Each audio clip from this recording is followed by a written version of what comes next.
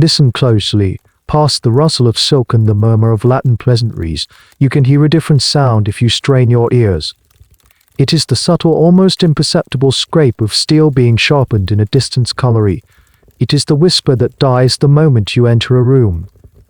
The year is 1572 and you are a minor functionary at the Louvre Palace. The air, thick with perfume and the scent of a nearby river, is also heavy with something else, a brittle, suffocating tension. The court of King Charles IX is a serpent's nest, cold and ready to strike. You see the factions gathering in the shadowed alcoves of the great halls. Over there, the austere black-clad Huguenot nobles, their faces grim and righteous, surrounding their leader Admiral de Coligny. In another corner, the powerful House of Guise, their piety is ostentatious as the jewels on their fingers, their smiles never reaching their eyes. And in the center of it, all the royal family ruled by the matriarch Catherine de Medici, a woman whose face has become a mask of strained diplomacy. A royal wedding is meant to unite these factions, but you know, as everyone truly knows, that it has only brought them all together in one place, like predators gathering at a waterhole during a drought. The peace is a veneer thin as glass, and you feel the first tremor of the crack about to shatter everything. Before we unseal these forgotten records, consider this a moment to register your presence. A like serves as your signature, and a subscription grants you access to all future findings, provided you believe these stories must be unearthed. In the comments below, we invite you to share who you believe is the most misunderstood figure in history. And now the preamble is over. Let us turn to the primary sources and begin the slow work of reconstruction. To comprehend the phenomenon of the Mignons, one must first understand the landscape in which they grew. It was not a landscape of pastoral tranquility, but a kingdom saturated in blood and cleaved by ideology. The France of the latter 16th century was not a unified nation, but a fractured territory engaged in a protracted and brutal series of internal conflicts known as the Wars of Religion. The conflict's origins lay in the theological schism of the Protestant Reformation. The teachings of John Calvin, a Frenchman himself, had found fertile ground within the kingdom, creating a substantial and influential Protestant minority known as the Huguenots. By the 1562, this was no longer a simple matter of theological debate, it had become a profound political and military crisis. The struggle was not merely spiritual. It was a contest for the soul and the control of France. Great noble houses, seeing an opportunity to challenge the centralized power of the Valois monarchy, adopted the new faith as a banner for their ambitions. The House of Bourbon, with its princes of the blood, became the de facto leadership of the Huguenot cause. In direct opposition stood the ultra-Catholic House of Guise, a family that positioned itself as the true defender of the traditional faith and commanded fierce loyalty from the Catholic masses, particularly in Paris. Caught between these two powerful factions was the crown occupied by the increasingly frail Valois dynasty. The regent Catherine de Medici, mother to three successive kings, spent decades attempting to navigate this treacherous political environment. Her policies were often a desperate balancing act, seeking compromise through edicts of toleration one moment and authorizing ruthless suppression the next, all with the singular goal of preserving the monarchy for her sons. The first open warfare erupted in 1560 following the massacre of Valois, where the retinue of Francis, Duke of Guise, attacked a congregation of Huguenots, resulting in dozens of deaths. This event was the spark that ignited a series of 8 distinct civil wars stretching over more than 30 years. These were not conflicts fought by distant armies in remote fields. They were intimate, brutal affairs that tore towns, communities, and even families apart. Cities were besieged, harvests were burned, and massacres became a recurring feature of public life. An entire generation grew up knowing nothing but sectarian violence and the profound instability it engendered. The nadir of this cycle of violence occurred in August of 1572, in a grand gesture of reconciliation. A marriage was arranged between the king's sister Margaret of Valois, a Catholic, and the Huguenot nobility flocked to terrace for the celebration. The city of Guise stronghold seethed with resentment at their presence. A few days after the wedding, an assassination attempt was made on the primary Huguenot military strategist Admiral Gaspard de Coligny. Though the attempt failed, it panicked the royal council. Fearing a Huguenot uprising in retaliation, King Charles IX and his mother were persuaded that a preemptive strike was the only solution. On the night of August 23, the eve of the Feast of St. Bartholomew, the decision was made. The signal was given and a coordinated slaughter began. Admiral de Coligny was killed and his Bender's body was defenestrated. For 3 days in Paris and for weeks, after in other cities a wave of systematic killing was unleashed upon the Huguenot population. Conservative estimates place the number of dead in the thousands, perhaps tens of thousands. The Street Bartholomew's Day massacre was a political unethical trauma from which France would not easily recover. It annihilated the Huguenot leadership, radicalized the survivors, and shattered any remaining trust in the Valois monarchy's capacity for justice or moderation.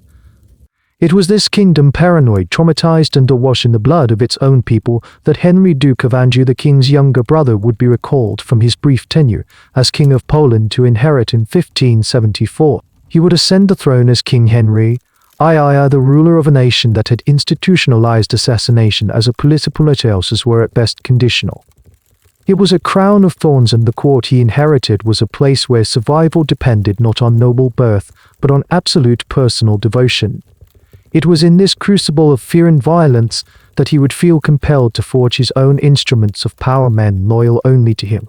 The news of his brother's death reached Henry, Duke of Anjou, in Krakow. He was at that moment the crowned and elected monarch of the vast Polish-Lithuanian Commonwealth, a sprawling multi-ethnic entity whose political structure was alien to a French prince of the blood. The Valois mind was conditioned to view monarchy as a divine right, a sacred inheritance, on a path toward absolute authority. Poland, by contrast, was an aristocratic republic with a king. Its nobility, the silk-clad, held immense power through their parliament. The same. They had forced upon Henry a set of legal constraints, the Henrician Articles, which guaranteed religious tolerance and subjected royal authority to the will of the nobility. For Henry, a victor of the Catholic cause at the battles of Jar and Ac and Moncontour, this system was a gilded cage. He was a king with severely limited power, ruling over a people he did not understand and far from the epicenter of European culture and power. The death of Charles IX in May 1570 presented not a tragedy. The crown of France, though tarnished and resting on a kingdom in turmoil, was infinitely more valuable than that of Poland. There was no hesitation. The established protocol for a royal departure was ignored. In the dead of night in mid-June, Henry secretly fled Krakow, effectively abandoning his Polish throne and subjects. This clandestine departure would permanently stain his reputation. To the Poles it was an act of profound dishonor. To his rivals in Europe it was evidence of a capricious and untrustworthy nature. But for Henry it was a pragmatic if graceless necessity. He was racing to claim his birthright before his ambitious younger brother Francis, Duke of Alençon, could usurp it. His journey back to France was not, however, a race. It was a slow, deliberate procession through the cultural heartlands of Europe. He traveled through Vienna to Venice, a city whose republican governance, opulent ceremonies, unsophisticated political machinations fascinated him. He spent nearly 2 months in the Venetian Republic, absorbing its art, its culture of masked balls, and its highly ritualized statecraft. This Italian sojourn was a formative experience. It exposed him to a level of aesthetic refinement and a concept of courtly life that was far more mannered and intellectually driven than the rough martial court of his predecessors. He developed a deep appreciation for art etiquette and intellectual discourse sensibilities that would later be derided by his enemies as unmanly and foreign. While he lingered in Italy, France burned. The political vacuum created by Charles's death and Henry's slow return emboldened all factions. His mother, Catherine de' Medici, once again assumed the regency, desperately trying to hold the kingdom together. When Henry I finally re-entered France in September 1570, for he was a 23-year-old man of complex and contradictory qualities. He was intelligent, articulate, and possessed a proven record of military competence. Yet he was also deeply, almost morbidly devout, prone to extravagant acts of public penance, such as participating in flagella and processions through the streets of Paris. He was physically frail, often suffering from ailments, and possessed a refined, almost delicate demeanor that stood in stark contrast to the bluff martial bearing of his father Henry II. He was a king who preferred the council chamber to the jousting yard, the scholars' debate to the hunting field. The kingdom he inherited was functionally ungovernable. The treasury was empty, the royal domain was shrinking, and the king's authority barely extended beyond the lands he directly controlled. The Fifth War of Religion was already underway. The Huguenots, under the leadership of the Prince of Condé Henry of Navarre, who had been held at court since the Street Bartholomew's Day massacre, were resurgent. A new political faction, the malcontents, had also emerged. This was a group of moderate Catholic and Protestant nobles led by the king's own brother Alencon, who opposed the crown's centralizing ambitions and demanded a return to a more feudal distribution of power. And looming over everything was the ever-present influence of the House of Guise, who commanded more loyalty and respect from the Catholic population of Paris than the king himself. Henry I was crowned at Reims in February 1575. He was now the legitimate consecrated king of France. But he understood his position with a chilling clarity. He could not trust the great noble houses, for their ambition was a direct threat to his own. He could not trust his own brother, who constantly plotted against him. He could not rely on the established institutions of state, which were weak and infiltrated by his rivals. He was a king surrounded by enemies, a monarch in name but not yet in power. He realized that to survive, let alone to rule, he would have to bypass the traditional structures of power altogether. He would need to create a new center of gravity at court, one built not on ancient lineage or feudal obligation but on a foundation of absolute and questioning personal loyalty. He would need men who owed everything to him and him alone. This profound sense of vulnerability dictated Henry I's immediate and radical restructuring of courtly life. The French court he had inherited was by tradition a surprisingly public and accessible space for the high nobility. The great lords of the realm, the grands, considered it their birthright to have near unfettered access to the monarch. They advised him, hunted with him, dined with him, unattended him in his most private moments, from his rising in the morning to his retiring at night. This proximity was the very currency of their power and influence. Henry, observing this system, saw not a network of loyal vassals but a web of potential conspirators and spies, each using their access to advance their own family's agenda at the expense of the crown. His solution was to engineer a revolution in royal etiquette, a deliberate and systematic sealing off of the monarch from his own aristocracy.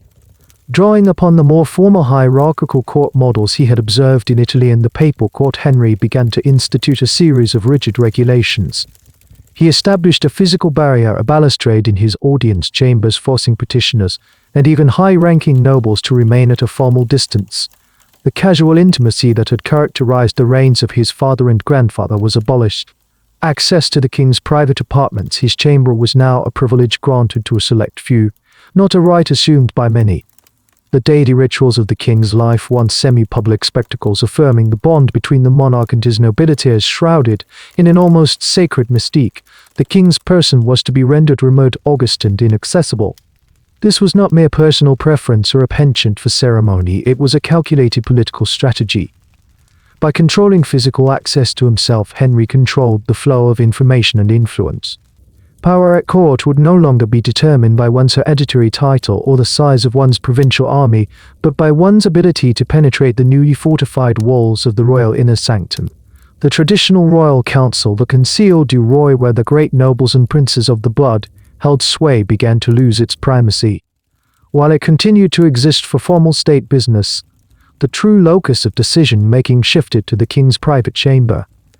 It was here, in the company of a handful of trusted individuals, that policy was truly forged, patronage was dispensed, and the fate of the kingdom was debated. Into this newly created power vacuum, Henry began to insert men of his own choosing. He bypassed the scions of the great ducal houses and instead looked to the ranks of the lesser nobility. He sought out young men, often from provincial families, who possessed ambition, intelligence, and a certain personal charm, but who lacked an independent power base of their own. These were the men he appointed as gentles Holmes de Loche Ambre, the gentlemen of the chamber. Their titles and positions were not inherited, they were granted directly by the king and could be just as easily revoked. Their wealth was not derived from vast ancestral estates, but from the pensions, offices, and royal gifts that flowed directly from the king's hand. This act of creation was the cornerstone of his new system. These men, elevated from relative obscurity to the heights of power, owed everything to Henry. Their loyalty was not divided between the crown and the interests of a powerful clan like the Guise or the Montmorency. Their fortunes were inextricably linked to the king's survival and success. They became his confidants, his administrators, his bodyguards, and his companions. He fostered an environment of intense personal devotion, creating a band of followers who served him not just as a king but as a patron and a master to whom they were bound by ties of personal gratitude and affection. This was a deliberate attempt to forge a human shield around the monarchy, a buffer of loyalists who stood between the king and the predatory ambitions of the established aristocracy. The reaction from the old nobility was one of disbelief, which quickly curdled into incandescent rage. They viewed these new men as nothing more than sycophantic upstarts, parasites who had usurped their rightful place at the center of power. They saw the king's new formal etiquette not as an effort to restore royal dignity, but as a foreign affectation designed to isolate him with his coterie of favorites. They interpreted his preference for these charming, cultivated young men over weathered generals and seasoned statesmen as a sign of personal decadence under dereliction of his royal duties. The creation of this new inner circle was perceived as a direct assault on the natural God-given order of the kingdom. It was an insult to their lineage, a threat to their lineage, a threat to their influence, and in their eyes definitive proof that the king himself was corrupt, weakened, unfit to rule. This structural change did more than just reorder the court, it drew the battle lines for a new kind of war, one that would be fought not just on the battlefield but in the whispered corridors of the Louvre and on the printed pages of inflammatory pamphlets. The mechanism for this unprecedented social and political engineering was entirely dependent on the king's personal discretion. The architecture of royal favor under Henry I was not a bureaucratic system, it was an organic and deeply personal process rooted in the king's own judgment, affections, and psychological needs. The selection of the men who would form his inner circle was not conducted through formal interviews or based on demonstrable administrative experience. It was based on a mixture of personal chemistry, perceived loyalty, and a certain aesthetic sensibility that the king found pleasing. Henry, a man of refined tastes and a nervous disposition, sought to surround himself with individuals who were not only useful but also companionable. He desired a court that was an extension of his own personality, elegant, intelligent, and fiercely devoted. The process of elevation typically began with a minor appointment at court. A young man from a provincial noble family, perhaps possessing a letter of introduction, or having a distant relative already in service, might be granted a position as a page or a junior officer in the king's household guard. This provided the crucial element of proximity. In this environment he would be observed by the king. Henry was a keen student of human character, and he would watch how these young men conducted themselves. Did they possess grace, wit? Were they quick-witted in conversation? Did they carry themselves with an air of confidence and style? Crucially, did they demonstrate an unwavering deference and attentiveness to the king's person? If a young man caught the king's eye, a more direct relationship would be cultivated. Henry would begin to engage him in conversation, invite him to participate in the private entertainments. He so favored poetry readings, musical performances, elaborate court ballets. This was the probationary period. The candidate had to prove himself, not just a sycophant, but an engaging and stimulating companion. Henry, who was well-educated and intellectually curious, valued men with whom he could discuss literature, theology, and the arts. He was creating not just a political faction, but a social circle that catered to his specific tastes. Once a candidate had established himself as a pleasing presence, the king would begin the process of material endowment. This was the most visible and controversial aspect of the system. The rewards began with financial stipends and lavish gifts, exquisite clothing made from velvets and silks, jewels, and finely bred horses. These were designed to allow the favorite to maintain the magnificent appearance required at Henry's court, an appearance that placed him on par with or even above the greater hereditary lords. Then came the appointments to lucrative and influential offices. A young man who had arrived at court with nothing might suddenly find himself appointed as the governor of a province, the head of a royal abbey, a common way to grant income without administrative burden, or a gentleman of the king's chamber, a position that guaranteed both a substantial salary and intimate access to the monarch. The pinnacle of this structure of favor was elevation to the peerage. Henry II created new duc de Metz for his most cherished favorites with a frequency that shocked the old aristocracy. He would take a man of relatively modest birth, such as Annibert Arnay de Joyeuse or Jean-Louis de Nogaret de Lavalette, and within a few years bestow upon him the title of Duke and Peer of France. This was the ultimate act of royal alchemy, transforming a common nobleman into one of the highest-ranking figures in the kingdom. To cement their power and integrate them into the high nobility, Henry would then arrange fantastically advantageous marriages for them, often to the wealthiest heiresses in the realm. The wedding of the Duc de Joyeuse to the Queen's half-sister Marguerite d'Orléans-Vaudemont in 1581 was an event of such staggering expense and opulence that it scandalized the kingdom and nearly bankrupted the royal treasury. This entire process was a deliberate and public demonstration of the king's power. Every new title, every grant of land, every bag of gold bestowed upon a favorite was a message to the old nobility. Your power derived from ancient lineage and feudal right is no longer the only currency in this kingdom. My personal favor is now the ultimate source of wealth and status. By creating these new men, Henry was attempting to enter the entire political universe of France around his own person. He was severing the link between inherited status and political influence.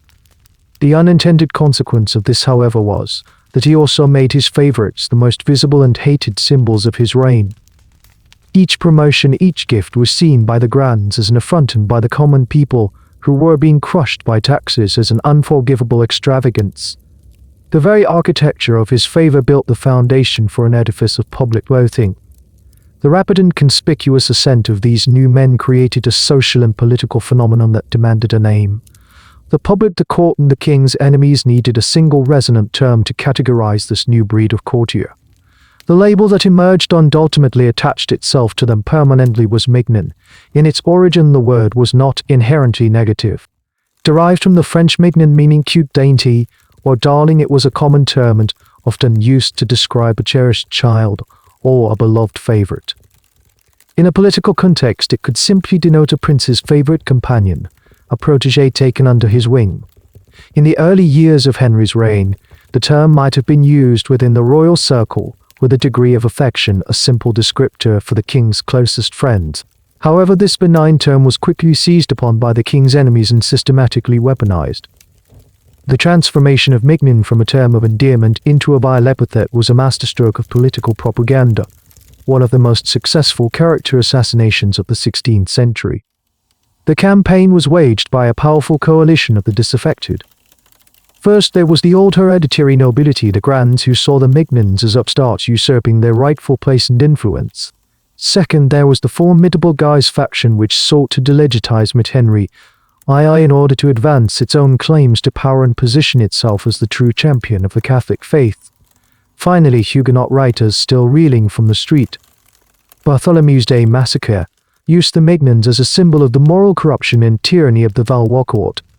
These groups, often at odds with one another, found common cause in their shared hatred for the king's favorites. The primary to love this campaign was the printing press. The late 16th century saw a proliferation of cheap, easily distributed pamphlets, satirical verses, and crude woodcut illustrations. This new media allowed political attacks to move beyond the confines of the court and spread rapidly through the literate urban population, particularly in the hostile territory of Paris. The word Mignon was perfect for this purpose. It was short, memorable, and crucially ambiguous enough to be loaded with sinister connotations. Propagandists began to deliberately emphasize the dainty and delicate aspects of the word's meaning.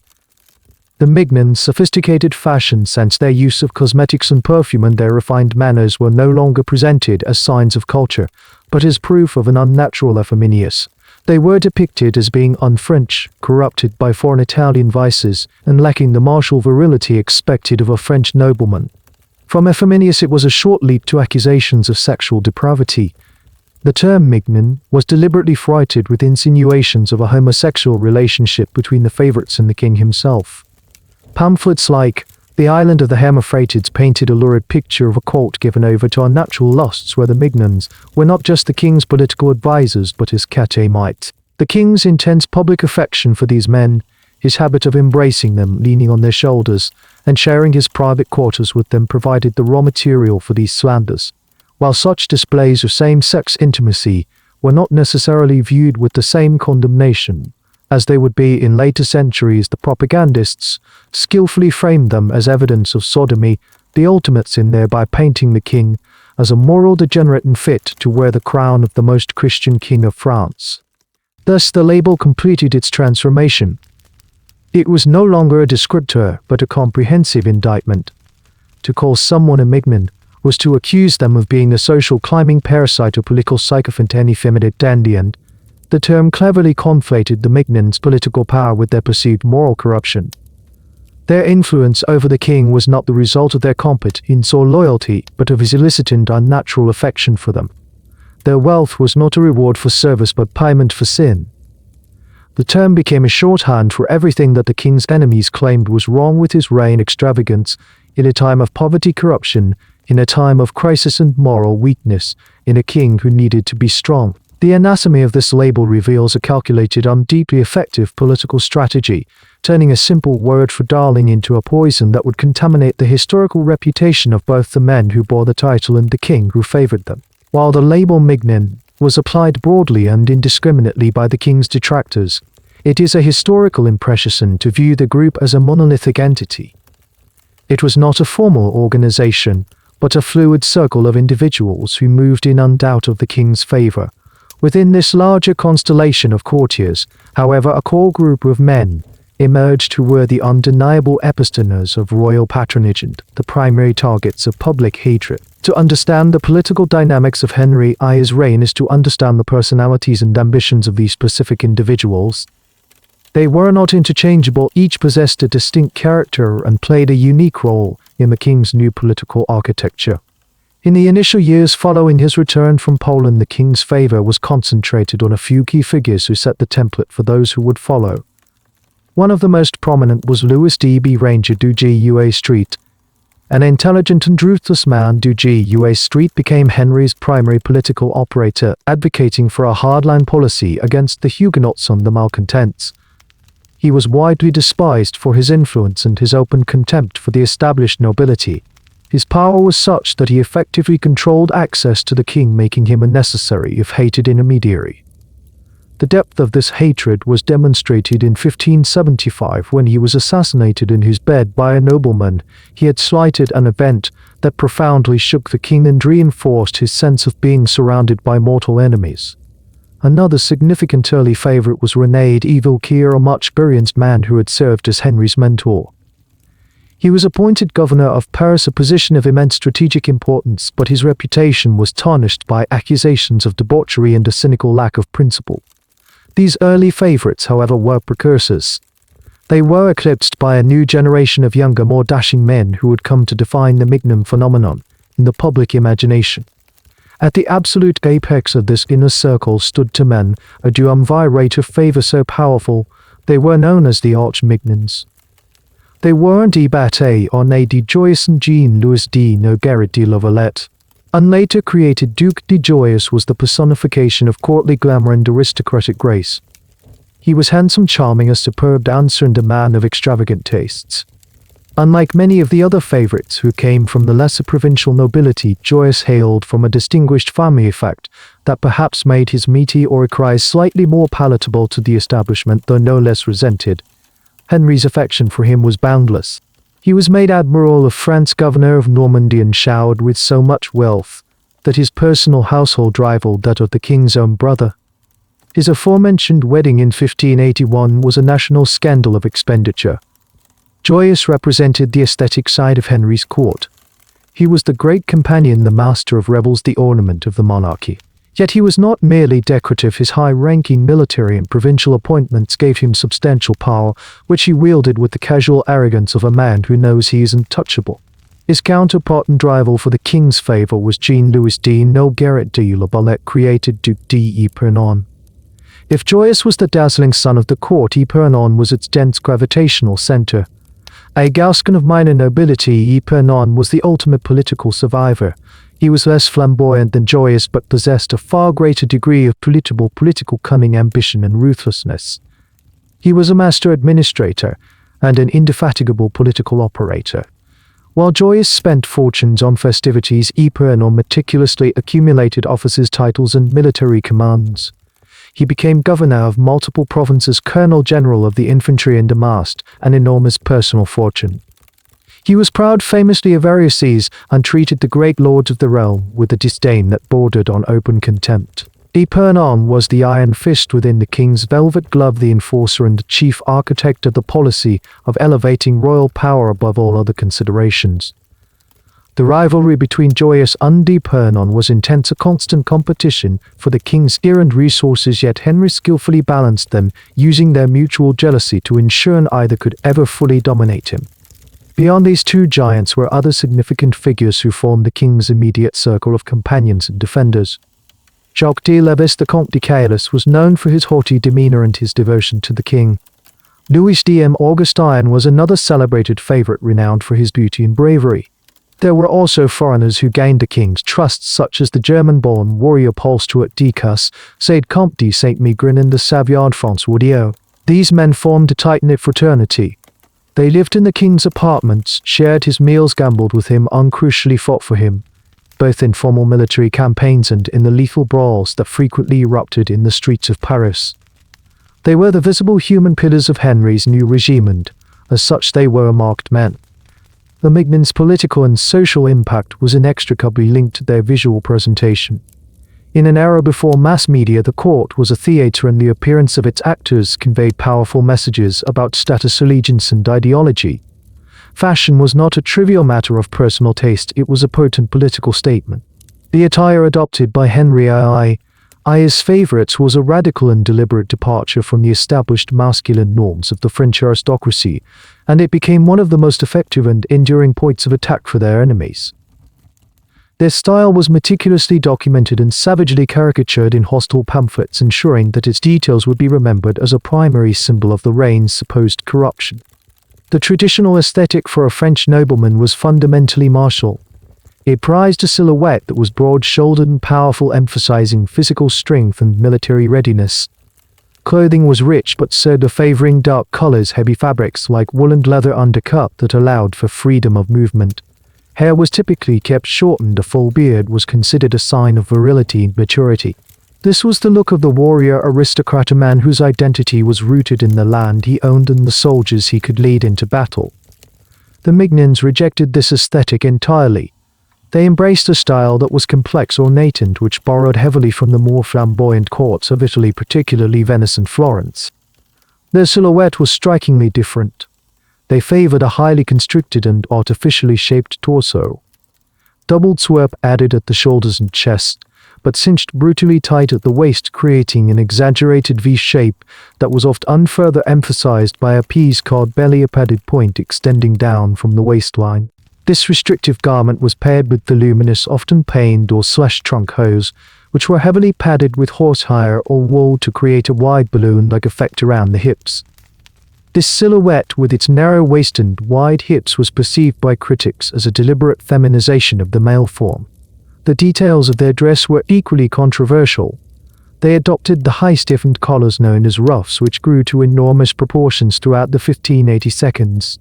These were not the modest ruffs of the previous generation, but vast intricate constructions of starched and pleated linen or lace, often supported by a wire frame called a supportasse. According to contemporary accounts, these collars were so large they forced the wearer to hold their head at an unnatural haughty angle, making it difficult to even turn one's head. The fabrics they chose were equally ostentatious, shimmering silks, velvets of jewel-toned colors like crimson and emerald, and fabrics woven with gold and silver thread. Their clothing was often heavily embellished with pearls, embroidery, and ribbons. Perhaps most scandalous to the traditionalists was their approach to grooming and accessories. The Mignons wore their hair long curled and powdered, often piled high on their heads in elaborate styles that mirrored women's fashions.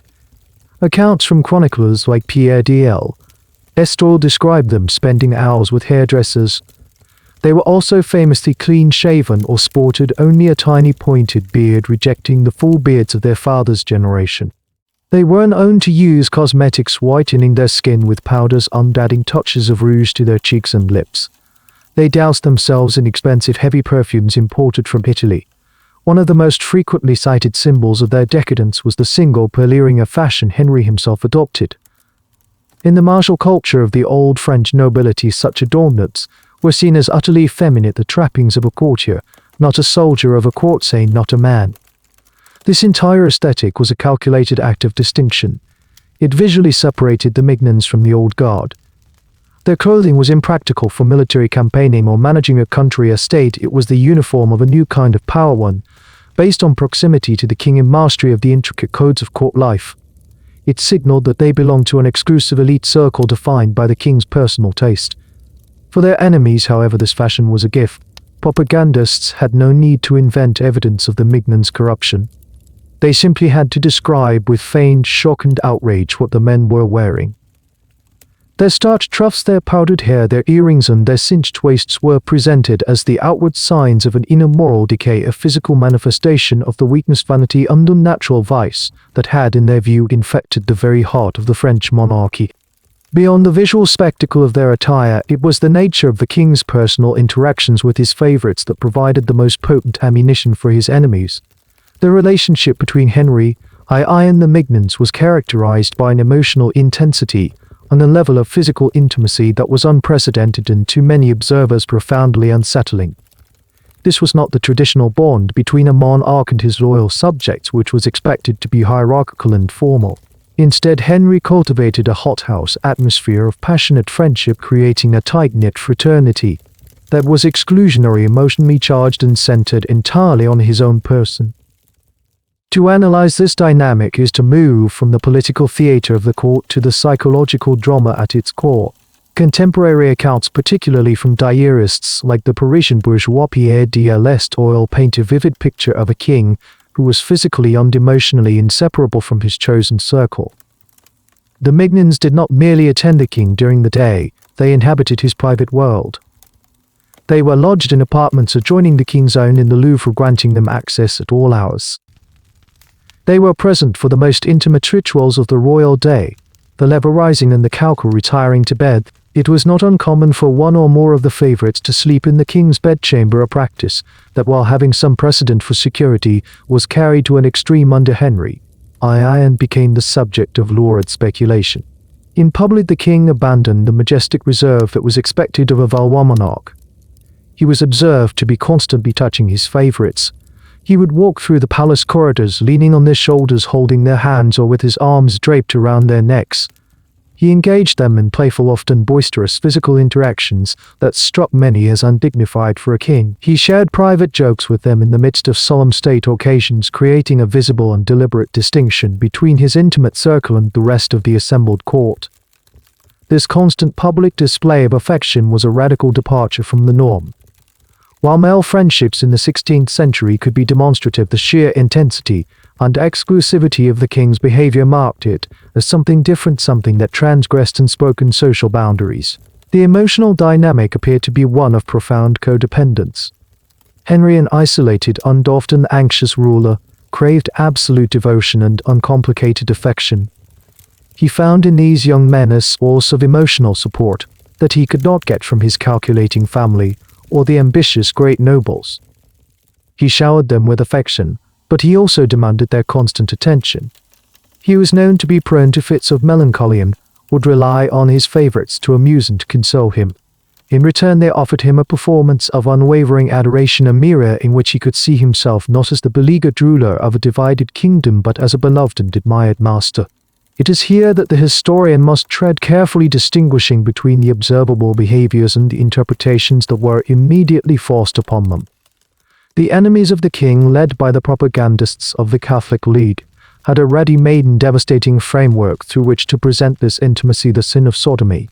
The pamphleteers took the king's public affection and his favorites' fashionable effeminacy and fused them into a single damning narrative. The king's love for these men was not presented as friendship, however excessive, but as unnatural lust. The Mignons were his Ganymedes, his catamites. The court was not merely extravagant, it was a new Sodom presided over by a king who had surrendered his moral authority to his illicit desires. This line of attack was brutally effective. It tapped into deep-seated religious anxieties and social prejudices. It provided a simple moralistic explanation for the complex political problems facing France. Why was the kingdom weak and divided? Because its king was a sinner, a deviant who had God's wrath. Why were the people starving while the culprit's wealth was being squandered on the king's immoral playthings? The accusations required no concrete proof beyond the public spectacle that the king himself provided daily. His tactile familiarity with his favorites, their shared living quarters, and their perfumed elegant appearance were all presented as exhibit A in a comprehensive moral indictment. The ultimate truth of Henry III's sexuality is from a historical perspective unknowable and perhaps irrelevant. What is historically certain is that the perception of his relationship with the Mignons became a catastrophic political liability. He had created a new form of power based on personal intimacy, but in doing so he had made his own affections and private life the central issue of his reign. He had handed his enemies a weapon they could use to attack not just his policies but the very legitimacy of his person.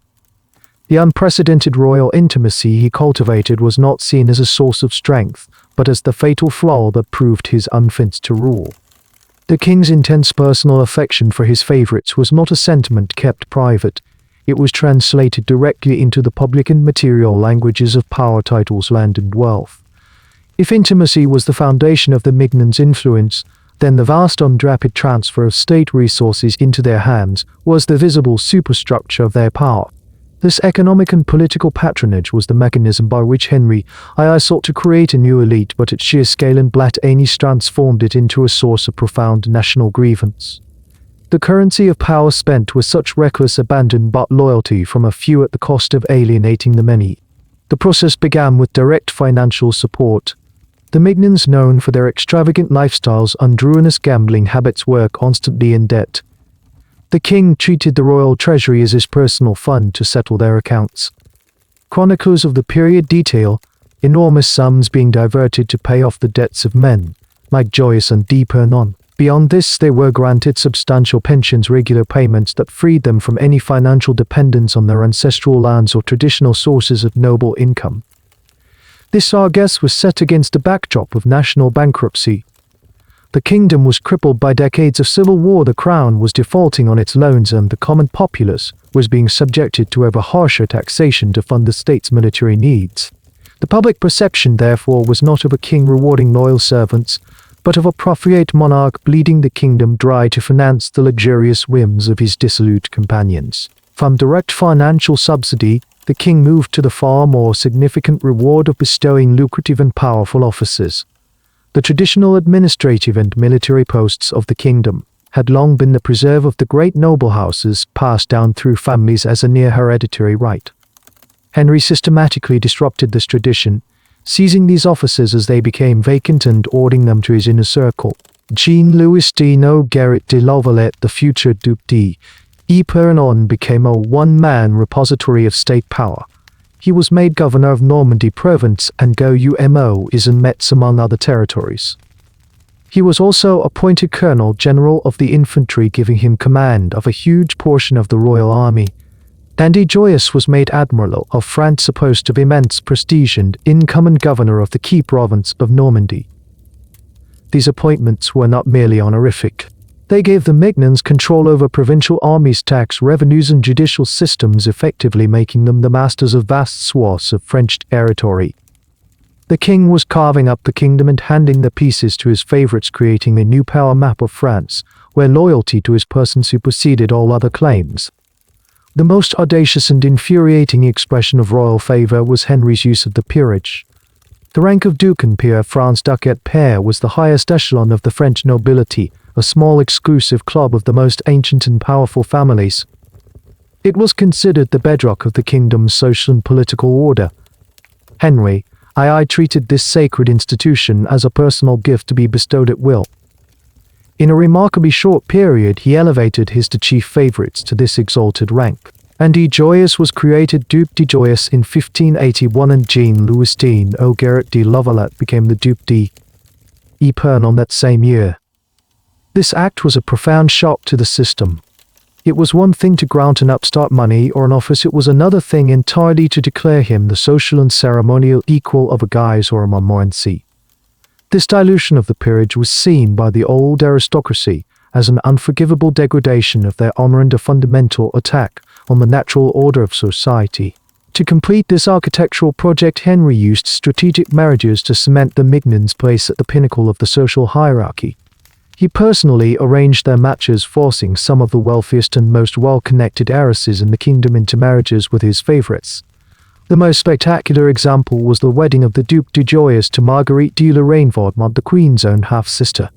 The king not only brokered the marriage, but also paid it a dowry of 300 zero acres from the state treasury and funded a wedding celebration of such obscene opulence that it lasted for over 2 weeks and became a legend of extravagance. By this act he had not only made his favorite a duke, but had also married him into a family with close ties to the royal house itself. The message was unambiguous: these new men were not merely servants of the crown. They were to be considered pillars of the new royal system, equal in rank and superior in influence to the ancient nobility of the sword. Each ducal coronet granted and each wealthy bride secured was another nail in the coffin of the old order and another reason for the forces of reaction to sharpen their blade. The systematic elevation of the Mignons at the expense of the established aristocracy was not an unintended consequence of Henry I's policies, it was the central objective. Each ducal title bestowed upon a favorite, each province granted and each bag of gold transferred from the royal coffers was a deliberate blow against the power of the Grand Seigneurs, the great lords of the realm. The king's strategy of creating a new power base loyal only to himself necessarily involved the dismantling and marginalization of the old one. The result was a deep structural and profoundly parasitic traditional alienation of the very class that had traditionally been the primary pillar of the monarchy. Henry was sawing off the branch on which his ancestors had sat, hoping to replace it with one of his own fashioning before the entire structure came crushing down. The ancient nobility of France, families like the Montmorency, the Bourbon, and, most powerfully, the Guise, operated on a set of deeply ingrained assumptions about their role in the kingdom. They believed their power and influence were a matter of birthright. Their ancestors had fought for the king's ancestors, bled for the kingdom, and governed vast territories in the king's name. They viewed themselves not as mere subjects, but as junior partners in the enterprise of the monarchy. They expected to be consulted on matters of state, to lead the royal armies, and to receive the most prestigious and lucrative appointments as their due. Their honor was tied to this perception of their rightful place in the hierarchy, a place just below the king himself. Henry's new system was a direct assault on every one of these assumptions. The great lords found themselves physically excluded from the king's presence by the new rigid court etiquette. Where they once had the right to walk into the king's chamber, they now had to wait in antechambers, often for hours, only to be granted a brief from an audience. More galling still, they were forced to watch as young men of vastly inferior lineage, the Mignons, strolled casually in and out of the royal apartments, their intimacy with the king a public performance of the old guard's exclusion. This was a daily ritualistic humiliation. The material consequences of this exclusion were even more severe. Governorships of provinces which the Grands considered their hereditary domains were systematically transferred to the Mignons. A Montmorency might have governed Languedoc for generations, but now he saw men like Joyeuse and Dupin on accumulating multiple governorships, consolidating a level of regional power that rivaled their own. Military commands, the traditional sphere of the nobility of the sword, noblesse d'épée, were also given to the king's favorites. This was not only an economic loss but an assault on their very identity. A great lord's primary function was to be a warrior. To see the king place his trust in perfumed courtiers over seasoned generals was an intolerable insult to their martial honor. The king's favorites, particularly the arrogant and powerful Duc d'Epernon, exacerbated the situation with their open contempt for the old nobility. Epernon in particular made no secret of his belief that the great lords were a danger to the state and that their power needed to be broken. He treated them with a haughtiness that they found infuriating, lecturing them in the royal council and openly thwarting their ambitions. They were forced to petition the Mignons for favors, to seek their intercession with the king, a complete inversion of the natural order as they saw it. They, the princes and dukes of ancient lineage, were being made to bow and scrape before the king's upstart darlings. This alienation had catastrophic political consequences. It systematic king of his natural allies and drove them into the arms of his enemies. Moderate Catholic nobles who might otherwise have supported the crown against the extremist factions felt they had no choice but to align themselves with opposition movements like that of the king's brother Francis, Duke of Alençon. They saw the Mignons not just as rivals but as a symptom of a tyrannical and corrupt regime that was overturning the fundamental laws and traditions of the kingdom. Most dangerously, it pushed the ultra-Catholic House of Guise into a position of open rebellion. Henry, Duke of Guise, and his family were already the king's primary rivals for the loyalty of the Catholic population. The king's favoritism, combined with his periodic attempts to negotiate peace with the Huguenots, allowed the Guise faction to portray him as a weak, effeminate monarch surrounded by sinful favorites who was failing in his sacred duty to defend the true faith. By alienating the rest of the Catholic nobility, Henry II isolated himself completely. He had his small gilded circle of loyalists, but beyond that inner wall he was surrounded by a sea of resentment. The great families whose power was rooted deep in the soil of France began to see the king not as the legitimate ruler to be obeyed, but as an obstacle to be overcome, and his Mignons as the most visible and offensive symbols of his misrule. The deep-seated animosity between the king's favorites and the established nobility required a medium of expression. In the volatile climate of late 16th century France, that medium was frequently called steel. The political tensions of the court and the sectarian violence of the civil wars were mirrored on a personal level by a pervasive and lethal culture of the honor duel. To comprehend the daily existence of the Mignons, one must understand this highly ritualized form of violence, a social mechanism that governed the lives of the French aristocracy and transformed minor slights into mortal combat. This was not simple brawling, it was a codified system of conflict resolution operating parallel to and often in defiance of the king's law. At the heart of this culture was the concept of honor or law. For a nobleman of this period, his honor was his most valuable and most fragile possession. It was an abstract quality composed of his family's lineage, his personal reputation for courage, and the public perception of his integrity. This honor was under constant threat. A discourteous word, a challenging look, the questioning of one's veracity, any of these could constitute a stain upon it. The prevailing ideology, heavily influenced by Italian concepts of the punto di point of honor, held that such a stain could only be washed away with blood. To suffer an insult without demanding satisfaction was to be socially ruined, to be branded a coward. This made public spaces, especially the confines of the court at the Louvre, into pressure cookers of masculine anxiety, where every interaction carried a potential for lethal escalation. This social reality was enabled by a crucial technological shift, the popularization of the rapier. The traditional sidearm of the French nobility, heavier military style sword, primarily a cutting weapon. The rapier, an import from Italy and Spain, was a different kind of instrument. It was a long, slender civilian blade designed almost exclusively for thrusting. It was lighter, faster, and in the hands of a skilled practitioner devastatingly lethal. The development of sophisticated fencing systems taught by Italian masters who became fashionable figures in Paris transformed swordsmanship from a battlefield art into a deadly science. The rapier was a personal weapon worn as a standard part of a gentleman's daily attire. Its constant presence meant that the means for a lethal encounter were always at hand. A heated argument in a tavern or a tense exchange in a palace corridor could transition to a duel in a matter of moments. The duel itself followed a set of informal but widely understood rituals. The conflict would begin with a public or private insult. The ultimate provocation was to be given, the liledamenti, to have one's word publicly declared false. This was an almost unforgivable offense that required an immediate challenge. The challenged party had the right to choose the weapons, though by this period it was almost invariably rapier, often paired with a dagger main gauche held in the offhand for parrying. The duel was to be fought to the first blood, or more commonly unanimously, until one party was incapacitated or killed. A particularly dangerous development in this period was the expanded role of the seconds. Originally, seconds were friends of the principals who attended the duel to ensure fairness and attempt a last-minute reconciliation. By the time of Henry II's reign, it had become customary for the seconds to fight each other as well in parallel with the main duel. This practice could turn a personal dispute between two men into a small-scale battle involving 4 or even 6 combatants, dramatically increasing the potential for carnage. The monarchy was officially and vehemently opposed to dueling. It was viewed correctly as a lawless usurpation of the state's monopoly on justice.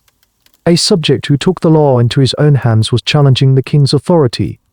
Kings from Francis I onward had issued edicts forbidding the practice, with penalties ranging from fines and confiscation of property to death. Henry II continued this tradition, issuing his own stern prohibitions against dueling. However, these laws were almost impossible to enforce. The social pressure to fight was far stronger than the fear of royal punishment. A nobleman who refused a challenge faced a definitive social death, while one who fought and survived, even if technically a criminal, would often see his reputation enhanced.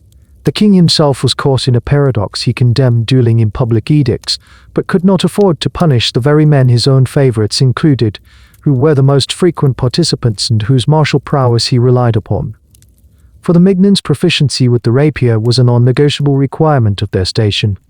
As the living embodiments of the king's controversial new order, their honor and, by extension, the king's was challenged daily. They had to be prepared to defend their status, with their lives transforming the elegant corridors of the Louvre into a constant deadly theater of honor.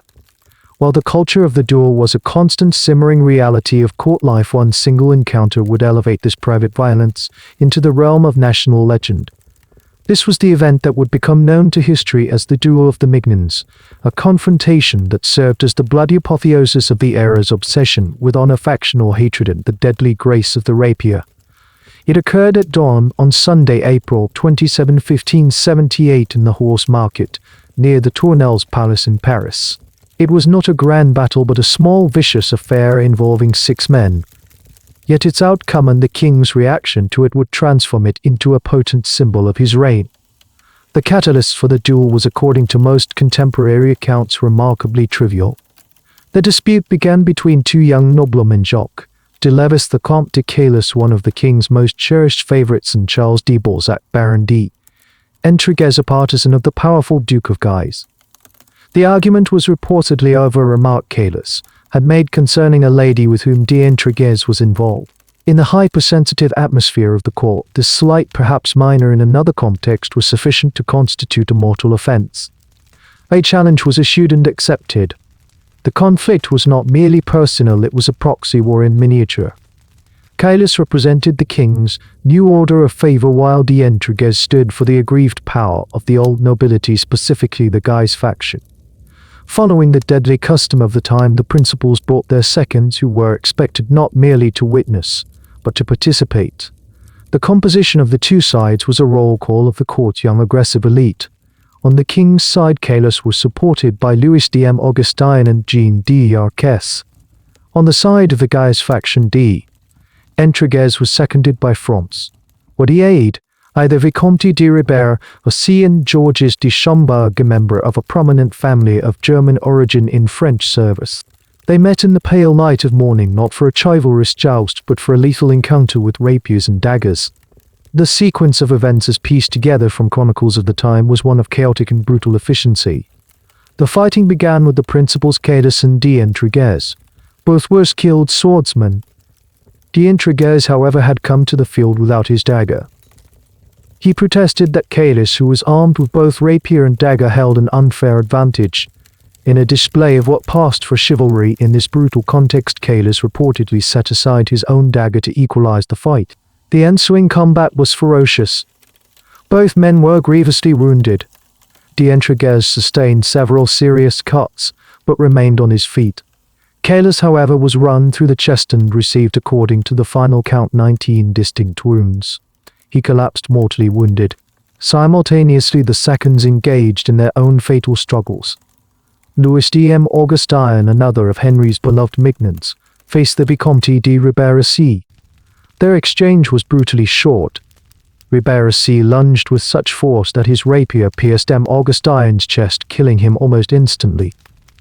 M. Augustin, in his death throes, delivered a return thrust that proved equally fatal.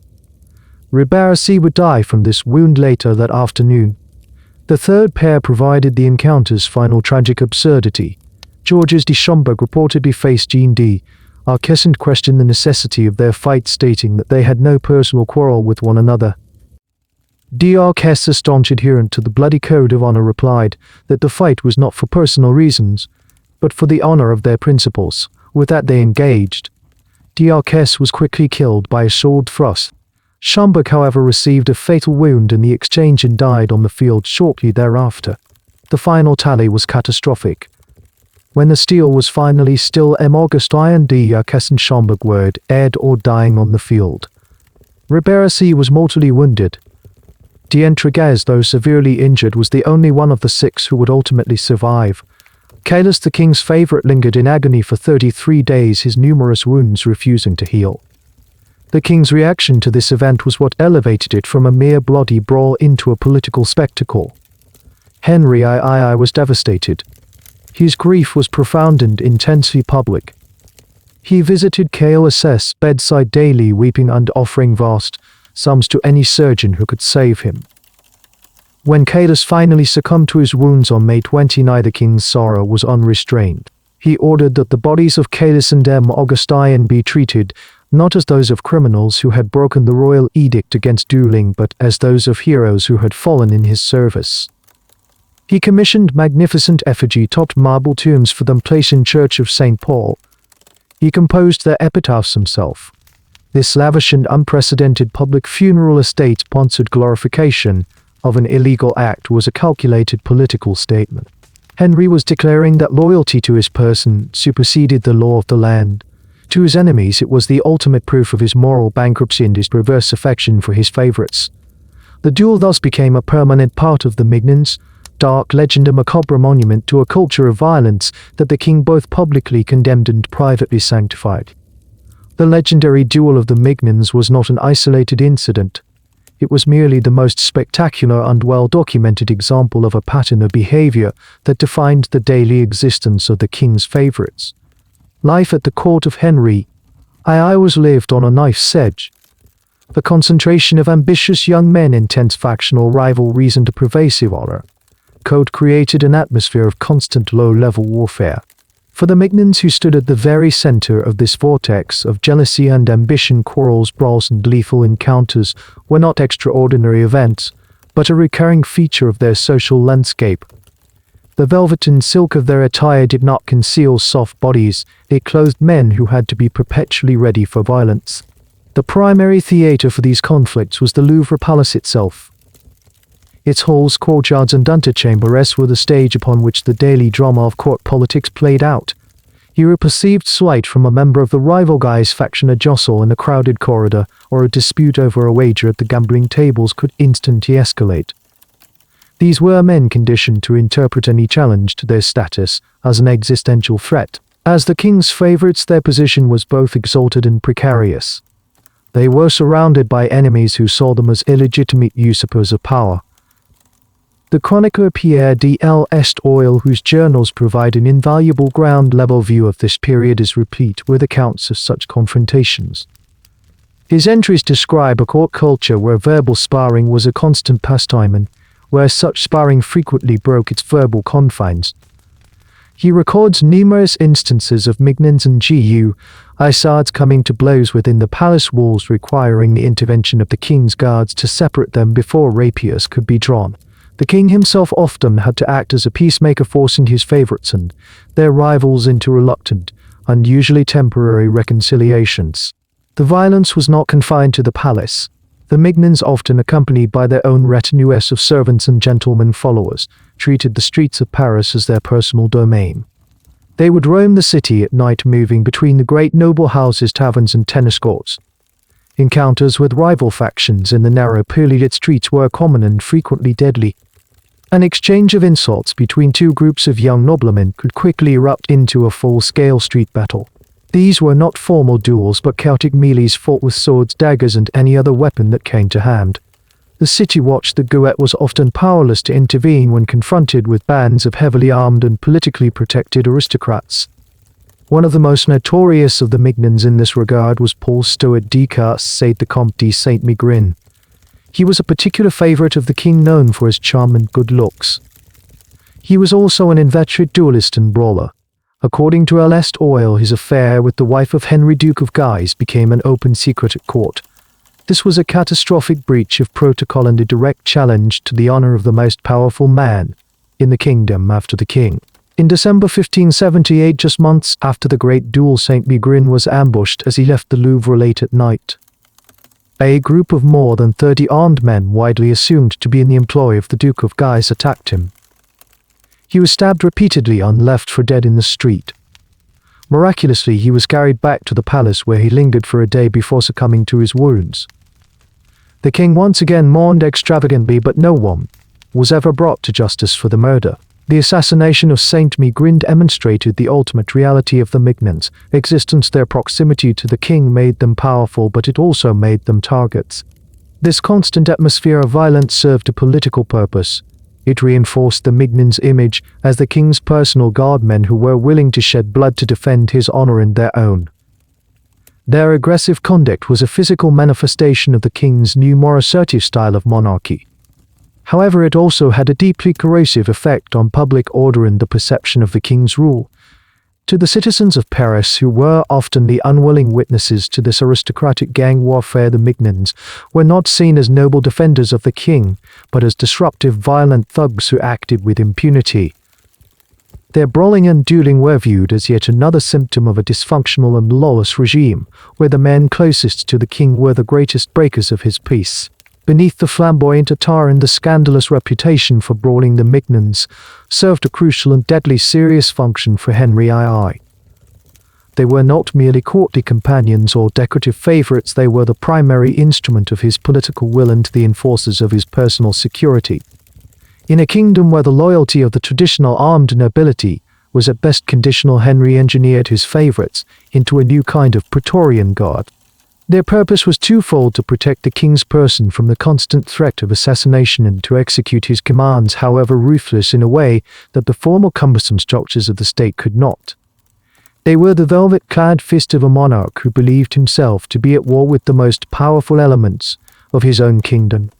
The most fundamental role of this inner circle was that of a personal bodyguard. The assassination of political figures had become a grimly common feature of the French wars of religion.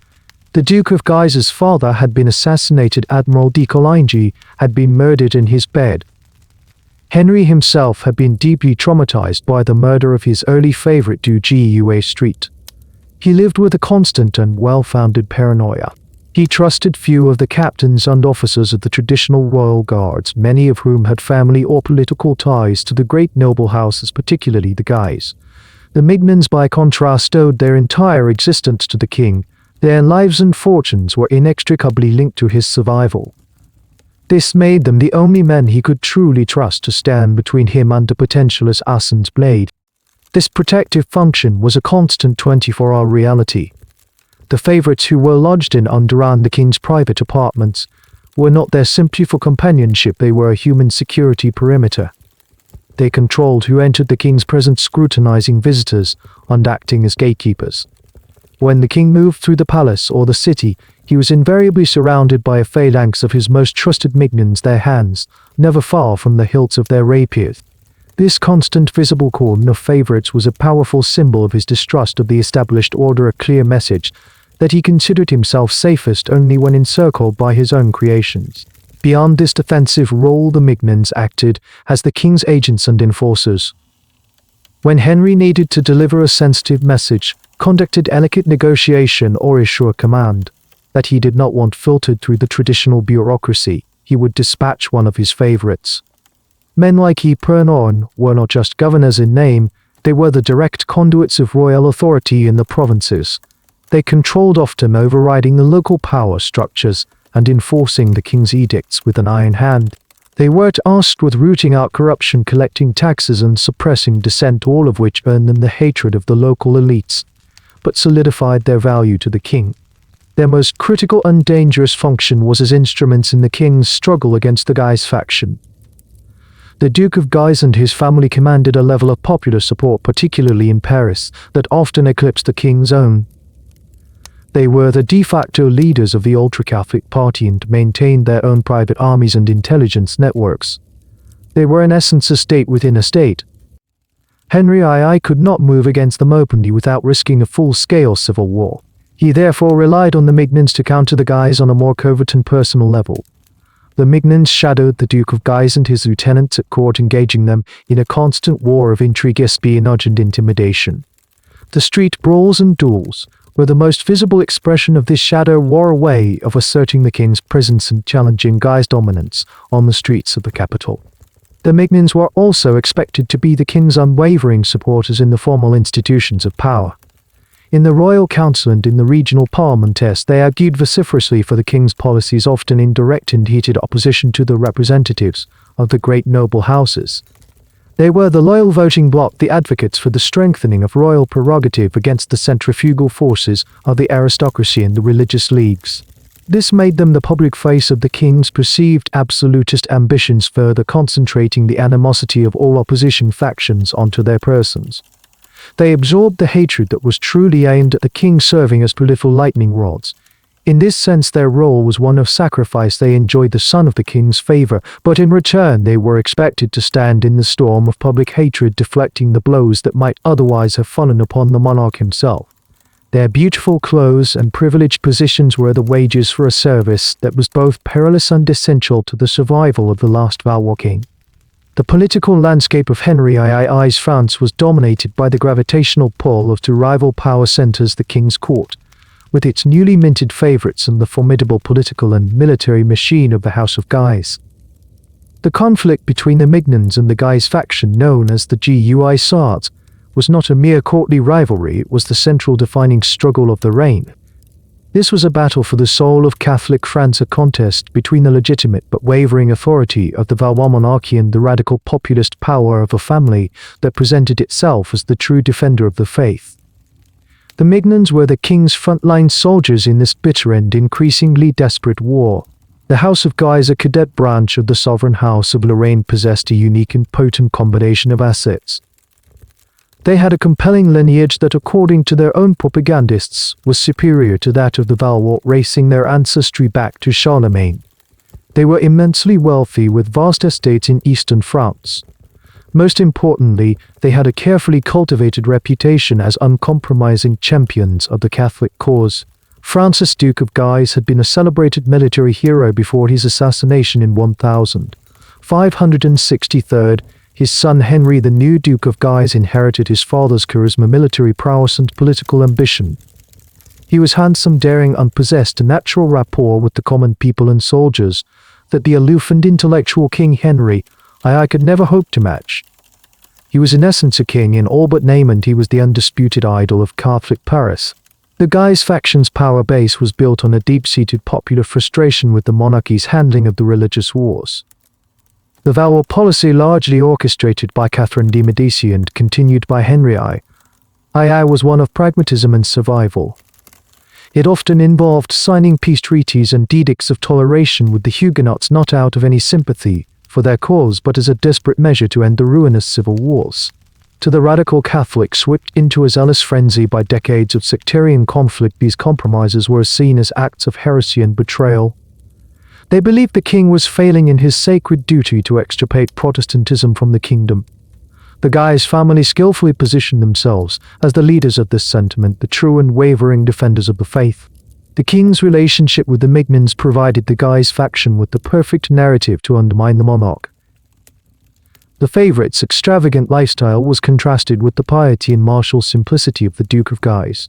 Their perceived effeminacy in the king's unnatural affection for them were presented as moral corruption, a sign of God's displeasure with the Valois regime. While the king and his Mignons were engaged in decadent court ballets, the Guisards were portrayed as praying in churches and preparing for holy war. The Mignons' rapid accumulation of wealth and power was cited as proof that the king cared more for his sinful favorites than for the well-being of the Catholic Commonwealth. This ideological conflict played out in a constant series of confrontations. At court, the Duke of Guise and his lieutenants treated the Mignons with open contempt. They refused to acknowledge their newly granted ducal titles, referring to them by their lesser ancestral names. This was a calculated and public insult, in denial of the king's right to create new aristocrats. The Mignons, led by the proud Duc d'Ypern, responded with equal arrogance, asserting their precedence in royal ceremonies and using their control of access to the king to frustrate the Guises' political maneuvers. This courtly animosity frequently spilled over into the streets, as seen in the constant brawling and the assassination of Saint Mignon. The rivalry was a personal one for the principals involved. The Duke of Guise and the Duc d'Ypern developed a particular and profound hatred for one another. They were the two dominant figures, and the king demaged the leader of a loyal armed following, each convinced that the other represented the greatest threat to France. Their personal enmity became a proxy for the larger irreconcilable conflict between two visions of the French monarchy, one based on divine right and centralized royal authority, the other on a radical Catholic populism where the king's legitimacy was conditional on his adherence to the true faith as defined by the House of Guise. The Mignons were the living embodiment of the king's vision, and as such they were the primary targets for the Guise faction's political, propagandistic, and ultimately physical attacks. The war against King Henry II and his favorites was not waged solely with the rapier in the palace courtyard or on the dark streets of Paris. A parallel and arguably more consequential conflict was fought on paper in the clandestine print shops that were proliferating throughout the kingdom. The deep-seated animosity of the Guise faction and the old nobility found its most printed expression in a new and revolutionary form of warfare: the systematic use of mass-produced propaganda. The birth of this propaganda war marked a pivotal moment, transforming a courtly power struggle into a public battle for the hearts and minds of the French people. The Mignons, with their high visibility and controversial reputation, were the ideal targets for this new ideological weaponry. The primary engine of this ideological assault was the printing press. While the technology of movable type had been established for over a century, its application as a tool for systematic, widespread political destabilization reached a new level of intensity and effectiveness during the French Wars of Religion. Printing allowed for the rapid and relatively inexpensive reproduction of texts and images, enabling political ideas and more often penetrate the wider urban population. A single handwritten critique might be read by a few dozen people. A printed pamphlet or libel could be produced in the thousands, passed from hand to hand in taverns, marketplaces, and university halls. This technology fundamentally changed the scale and speed of political conflict. The forms this propaganda took were varied, designed to appeal to different levels of literacy and sophistication. For the educated reader, there were lengthy and pseudo-theological plots. These documents would use complex legal and religious arguments to make the case that Henry III was a tyrant, that his favorites were ungodly parasites, and that his policies were a violation of the fundamental laws of the kingdom. They constructed a sophisticated intellectual framework for rebellion, cloaking raw political ambition in the language of justice and piety. More effective for the general populace were the shorter, more scurrilous formats. Satirical poems and psalms were immensely popular. Their simple rhyme schemes and memorable tunes allowed their message to be easily memorized and spread orally, reaching the illiterate majority of the population. These verses would mock the Mignons' appearance, their speech, and their relationship with the king, reducing complex political figures to simple objects of ridicule. The names of joyous and deeper and became bywords for arrogance and decadence in popular songs sung on the streets of Paris. Arguably the most powerful tool in the propagandist's arsenal was the woodcut illustration. These crude but effective images could convey a damning message in a single glance. Bypass depicted the Mignons in exaggerated, feminine poses with impossibly large ruffs, preening before mirrors and engaging in intimate, suggestive embraces with the king. They were shown surrounded by bags of money while skeletal figures representing the starving French populace looked on. These images created a powerful and enduring visual vocabulary of corruption. They were the political cartoons of their day, and they succeeded in fixing a grotesque caricature of the Mignons in the public imagination. This flood of hostile material was not produced by chance. It was the product of a well-organized and well-funded network of opposition centered on the Guise family and their political allies in the burgeoning Catholic League. Clandestine presses, many of them operating in the heart of Paris, which was a GUI-SAD stronghold, churned out these libel-less. A network of priests, monks, students, and booksellers acted as distributors, ensuring the pamphlets reached every corner of the city and, worse, smuggled out to the provinces. This was a coordinated campaign of psychological warfare designed to erode the very foundations of the king's authority by systematically destroying the reputation of the men closest to him. The constant repetitive attacks on the Mignons' extravagance, their foreign-influenced fashions, their political usurpation, and their alleged moral depravity were designed to achieve a single goal: to make the king's regime so hated, so illegitimate in the eyes of the people that its eventual overthrow would be seen not as an act of rebellion, but as an act of rebellion, but as an act of rebellion, but as an act of national salvation. Among the various lines of attack deployed in this burgeoning propaganda war, one theme proved more persistent, more corrosive, and ultimately more effective than all others: the accusation of sexual depravity. The political and economic grievances against the Mignons were potent, but they were given a terrifying moral energy by the consistent and lurid insinuation that the king's court was a haven of unnatural lust. The propagandists of the Catholic League and the Guise faction understood that to destroy the king, they first had to define him and his favorites as sinners of the most abominable kind. They therefore focused their assault on the sin of sodomy, an accusation with profound theological and political resonance in 16th century France. To a modern sensibility, the focus on the king's private life might seem intrusive. To the 16th century mind, the moral character of the monarch was a matter of supreme public importance.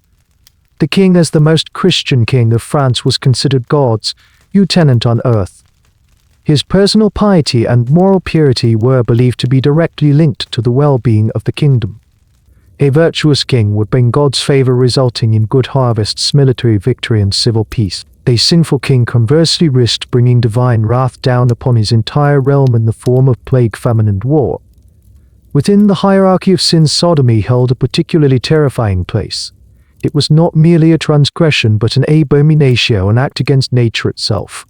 It was the sin for which God had rained fire upon the cities of Sodom and Gomorrah, annihilating them completely. To accuse the king of this specific sin was therefore not just a personal slander, it was an accusation that he was endangering the very existence of France, risking a divine judgment that would consume the entire nation. The propagandists skillfully wove this theological terror into a coherent political narrative. The king's alleged enslavement to his unnatural passions was presented as the root cause of all the kingdom's ills. His judgment was compromised, his will enfeebled. He was portrayed as a man no longer in control of his own reason but ruled by his base desires. In this narrative, the Mignons were not political advisors who had earned their position through merit or loyalty. They were the objects of the king's illicit lust who had gained their power through sexual servitude. Their influence over state policy was depicted as the whim of a catamite, their immense wealth as the payment for services rendered in the royal bedchamber. Pamphlets used a specific and degrading vocabulary referring to the favorites as Mignons découchette bedchamber darlings, and bardaques, a term for the passive partner in a homosexual act. This narrative was most elaborately expressed in allegorical pamphlets that circulated widely, the most famous of which was L'Île des Hémiphratides, the island of the Hémiphratides.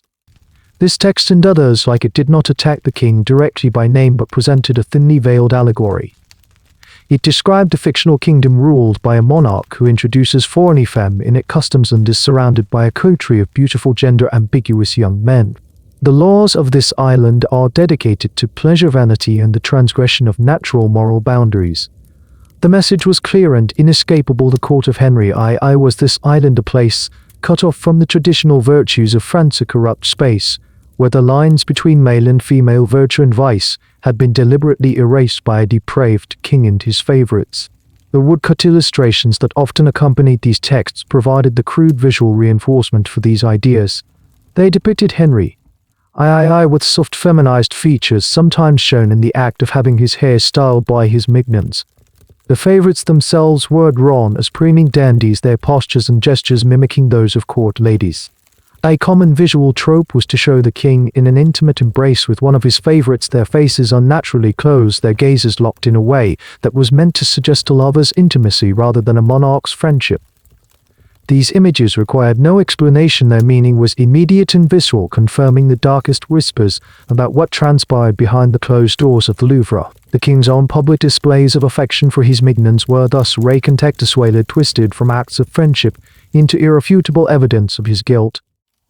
The propaganda machine had successfully defined the terms of the debate, forcing the king into a position where even his most innocent gestures could be interpreted as proof of his damnation. The accusations of sodomy and moral decay, while theologically potent, required a constant supply of visible, tangible evidence to remain effective in the public mind. This evidence was found not in clandestine acts, but in the open and defiant public presentation of the Mignons themselves.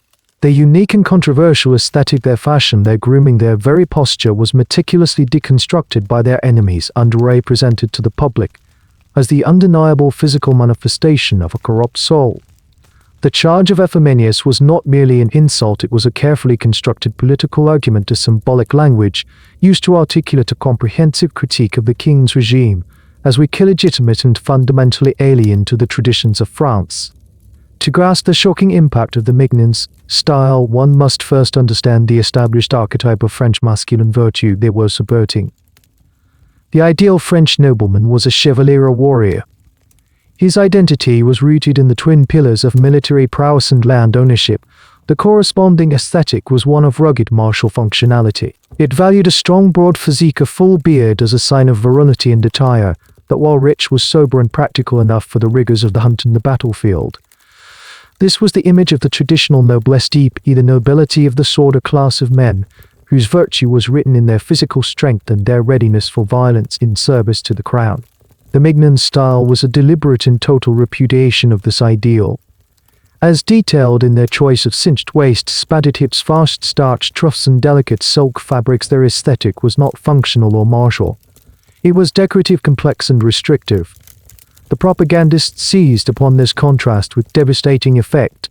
The Mignons' powdered and curled hair was contrasted with the simple short-cropped hair of a soldier. Their clean-shaven faces were depicted as boyish and immature, lacking the gravitas of a bearded patriarch. Crucially, this entire aesthetic was branded as foreign. It was consistently and deliberately linked to Italy, the homeland of the king's mother Catherine de' Medici, who had long been an object of suspicion and xenophobia for a certain segment of the French nobility. The Mignons style was framed as an Italianate corruption, a visual symptom of a foreign poison that had infected the court. In this narrative, the Mignons were not just unmanly, they were un-French. They were the agents of a cultural invasion that threatened to soften and degrade the traditional Gallic character, replacing the hardy virtues of the French warrior with the decadent, conniving vices of the Italian courtier. This symbolism was then mapped directly onto the practice of governance. The propaganda created a simple, powerful syllogism: a man who spends hours coiffing his hair cannot be trusted with the weighty matters of state. A man whose clothing is too delicate for a horse cannot lead an army into battle. A man who prioritizes the elegance of his appearance over all else is by definition and serious, vain and unfit for the responsibilities of power. The Mignons' effeminacy was thus presented as prima facie evidence of their political incompetence and, by extension, the incompetence of the king who chose them. His preference for these painted dolls over seasoned generals and grave statesmen was proof of his own flawed judgment and his dereliction of his royal duties. This line of attack drew on the powerful medieval concept of the body politic, in which the kingdom is seen as a living organism with the king as its head. The health and character of the king and his immediate court were believed to be a direct reflection of the health of the entire nation. In the hands of the propagandists, the Mignons became the symptoms of a diseased body politic. Their unnatural bodies, artificially shaped by costume padding, whitened with powder and adorned with feminine jewelry, were a metaphor for a kingdom that had become morally and politically sick. Their sterility, as implied by the accusations of sodomy, symbolized a regime that was a dead-end, a dynasty that had lost its generative and masculine force. The visual evidence of their effeminacy was thus transformed into a diagnosis of national crisis, a moral and political justification for the radical surgery that the Catholic League would soon propose. The relentless and skillfully executed propaganda campaign succeeded in creating a deep reservoir of public animosity. Slanderous pamphlets and satirical woodcuts had defined the Mignons as the personification of a corrupt, effeminate and ungodly regime. This popular sentiment, however, was diffuse and unorganized. For it to become a truly revolutionary force, it required a vehicle, a political and military organization capable of harnessing this widespread moral outrage and directing it toward a specific political objective. That vehicle was the Holy League, more commonly known as the Catholic League. The League's genius lay in its ability to co-opt the public's visceral hatred for the Mignons and instrumentalize it, transforming a courtly scandal into the ideological fuel for a national rebellion. The Catholic League was not a new creation in the 1582s, but its character underwent a radical transformation. An earlier version, formed in 1576, had been a primarily aristocratic association, aimed at protecting Catholic interests. The new League, which re-emerged with formidable strength in 1580, was a different entity altogether. It was a potent synthesis of aristocratic ambition and urban populism, secretly funded by Philip I of Spain and publicly led by Henry, Duke of Guise. Its nerve center was Paris, where a council of radicalized Catholic citizens known as the C's, the 16, organized a powerful grassroots movement, mobilizing the city's merchants, lawyers, and clergy. The League presented a simple, powerful, and deeply resonant message: King Henry I was a weak and vacillating monarch surrounded by sinful favorites, who could not be trusted to defend the Catholic faith against the existential threat of Protestantism.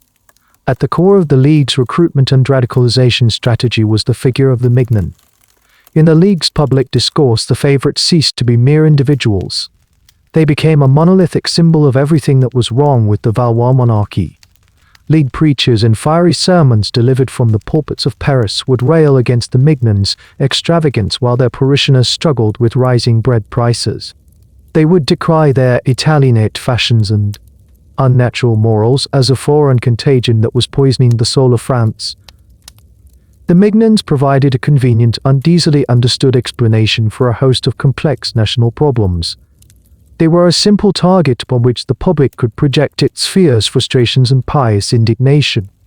The hatred for the favorites became a unifying creed, a shared article of faith that bound together resentful dukes, zealous priests, and anxious shopkeepers in a common cause.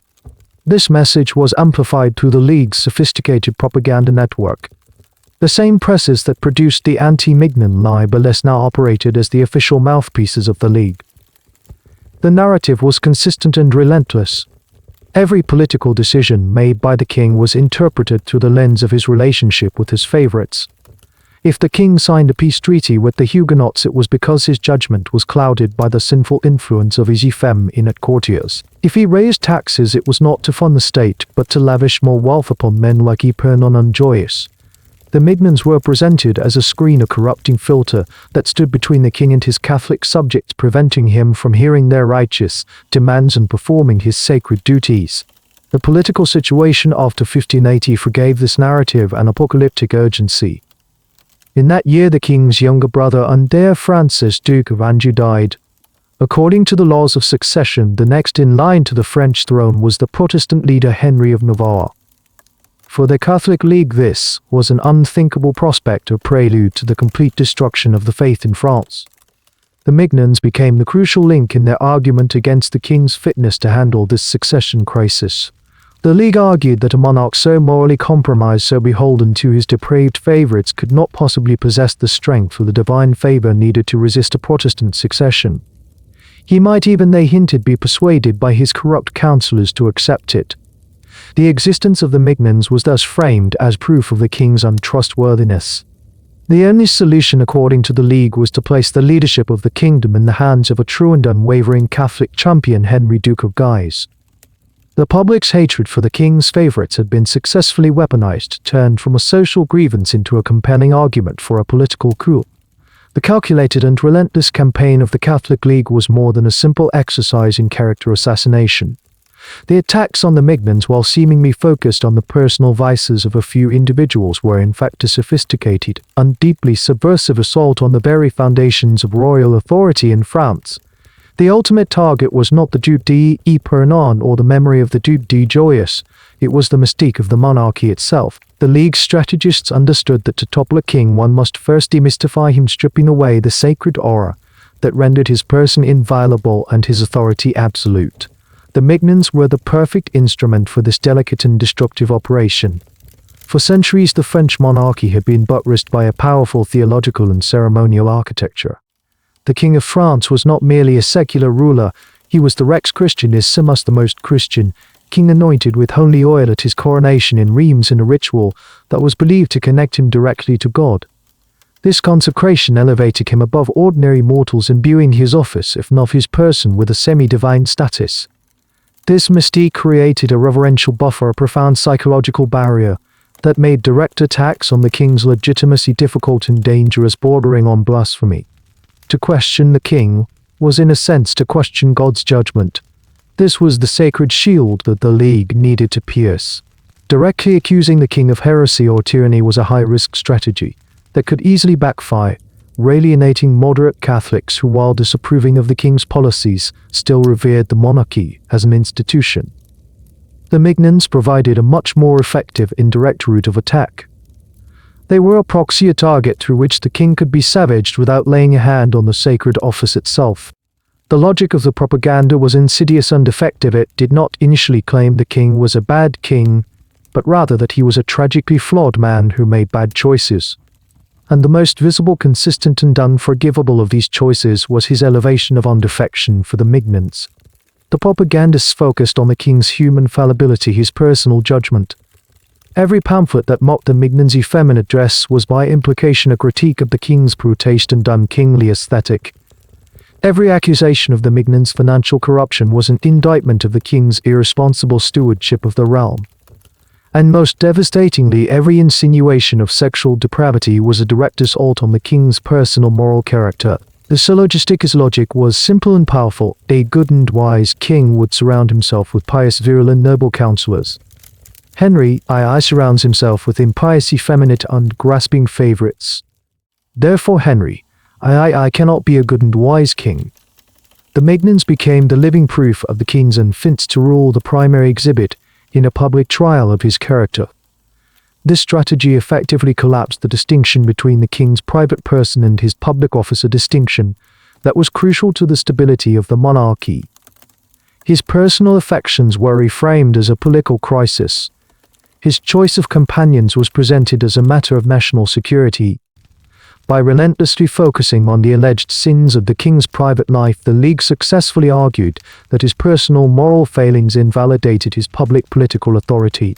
A king who broke God's law in the privacy of his bedchamber could not be trusted to uphold the laws of the kingdom in the public square.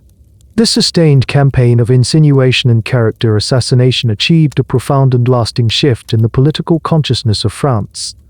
It eroded the abstract unconditional reverence for the monarchy and replaced it with a new conditional loyalty.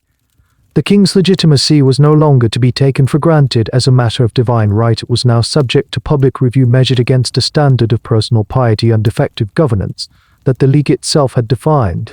The Mignons were the central tool in this process, the lever used to pry the monarchy from its sacred foundations and expose it to the harsh judgment of its subjects. The mistake was being systematically dismantled, leaving the king not as God's anointed but as a mere man, a flawed, isolated and increasingly vulnerable man.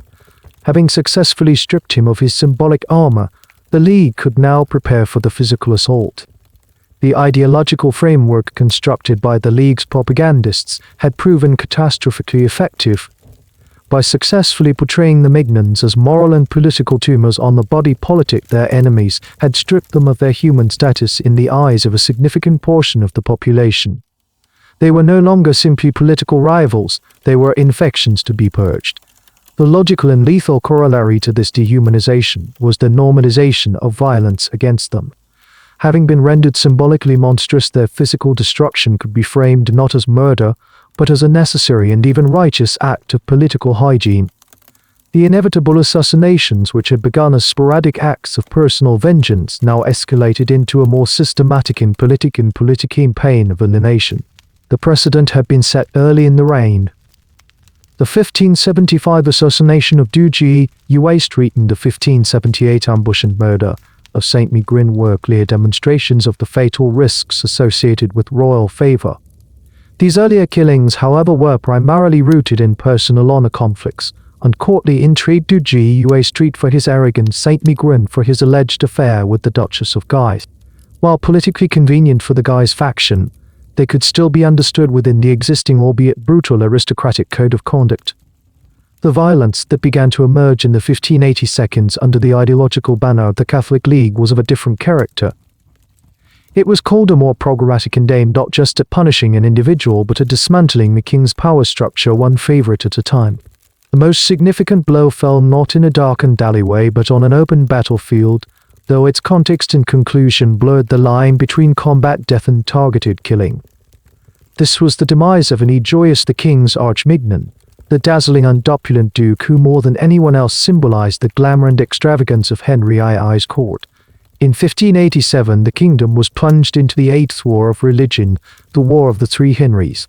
The King Henry II found himself caught between the Protestant forces of Henry of Navarre and the Catholic League's army commanded by Henry, Duke of Guise. In a bid to assert his royal authority, the king dispatched a magnificent army under the command of Joyeuse to confront Henry of Navarre's forces in the southwest. This appointment was in itself a political statement. Joyeuse, for all his titles, was a courtier, not a seasoned general. He was a man of immense personal bravery but little tactical experience. he marched south at the head of a force that was a reflection of his own persona, magnificently equipped, aristocratic in its composition and supremely arrogant. On October 20, 1587, his army met the smaller but far more experienced Huguenot force of Henry of Navarre at the Battle of Ceutres. What followed was a tactical disaster born of hubris. Joyous, eager for personal glory, ordered a reckless full-frontal cavalry charge against Navarre's well-prepared defensive positions. The royal army's lancers, weighed down by their gilded armor, met with a disciplined volley of arquebus fire that shattered their charge and threw them into chaos. The battle quickly turned into a rout. The royal army was annihilated.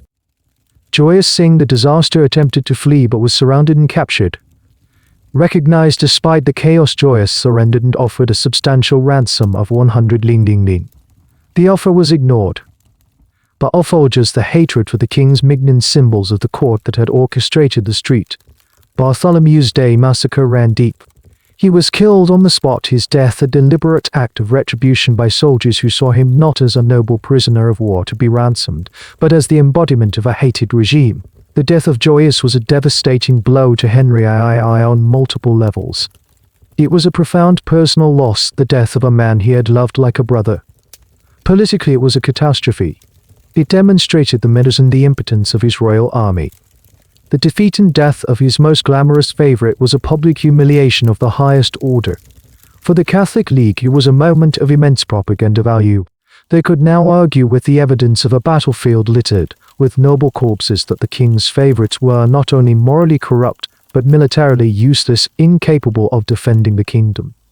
The Duke of Guise, who at the same time won a minor victory against a German Protestant army, was hailed as the true military savior of France, in stark contrast to the king's defeated darling. Joyous's death was the ultimate fulfillment of the narrative the League had been promoting for years. He had died as he had lived in their pamphlets, a beautiful, vain, and ultimately ineffectual figure, whose demise was not a tragedy but a judgment.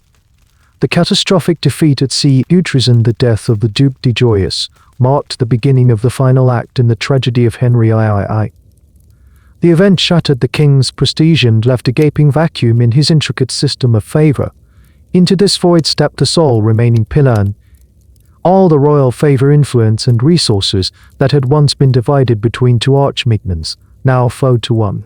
Epernon became more powerful than ever, accumulating the governorship of Normandy and the office of Admiral of France, titles that had belonged to his deceased rival. Consequently, all the public and aristocratic hatred that had been shared between the two was now concentrated with searing intensity upon his single person. He became the living symbol of the king's failed policies, his military humiliations, and his unforgivable favoritism.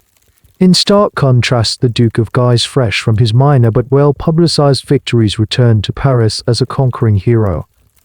The Catholic League, sensing the king's profound weakness, escalated its activities. The pulpits of Paris rang with sermons denouncing the king and above all his evil counselor, Epernon, who was blamed for every ailment afflicting the kingdom, from heresy to high taxes. The city, under the firm control of the League's Committee of 16, became a hotbed of sedition, a state within a state, openly defying the authority of the monarch. The political situation reached its breaking point in the spring of 1588.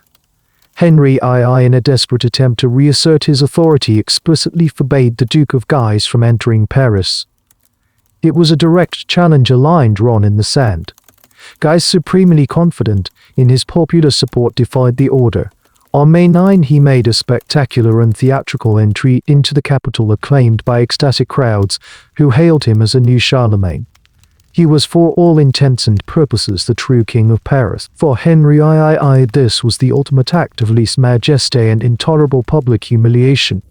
Advised by his remaining Mignons and councillors, the king made a fatal miscalculation. He decided to answer this defiance with a show of force. During the night of May 11, he ordered several thousand of his royal guards, predominantly Swiss and French mercenaries, to march into the city and occupy key positions. This act violated a long-standing privilege of the city of Paris, which forbade the quartering of royal troops within its walls without the consent of the city government. The king had intended to intimidate the League and arrest its leaders. Instead, he had lit the fuse on a powder keg. On the morning of May 12, 1588, the city awoke to find its streets filled with royal soldiers. The reaction was immediate and explosive. The League's network, honed by years of organization, sprang into action. The toques and the great alarm bells pealed from the church tower as a pre-arranged signal for insurrection. In a matter of hours, an extraordinary event unfolded. The people of Paris, directed by the League's cadres, began to construct barricades. They ripped up cobblestones, overturned carts, and dragged heavy furniture into the streets, linking them together with massive iron chains that were normally used to block traffic at night. A network of over 1,000 fortified barriers appeared, as if from nowhere, trapping the royal troops in the labyrinthine medieval streets. The king and his remaining favorites, including the Duc d'Ypern, were trapped in the Louvre Palace, effectively under siege. From the palace windows they could hear the roar of the crowd and the sound of sporadic fighting as their isolated detachments of soldiers were surrounded, disarmed, and slaughtered by the Parisian militia. The king was powerless. His army, the instrument of his authority, had been neutralized by a popular uprising. In the afternoon, the Duke of Guise played his masterstroke. He emerged from his residence unarmed and clad in a simple white doublet and walked calmly through the streets he now controlled. Acting the part of the magnanimous peacemaker, he went from barricade to barricade, ordering the Parisians to cease their attacks and ensuring the safe passage of the humiliated royal soldiers back to their barracks. It was a stunning display of power, a performance that demonstrated to all of France that it was he, not the king, who commanded the loyalty of the capital and could restore order. For Henry II, the situation was untenable. He was a prisoner in his own home, his authority shattered, his life potentially in danger. On the morning of May 13, recognizing the finality of his defeat, the king made the ignominious decision to flee. He and a small group of loyalists, including Ypern, slipped out of a back gate of the Louvre, mounted their horses, and fled the city, not to return for a very long time. The day of the barricades was a complete and utter capitulation.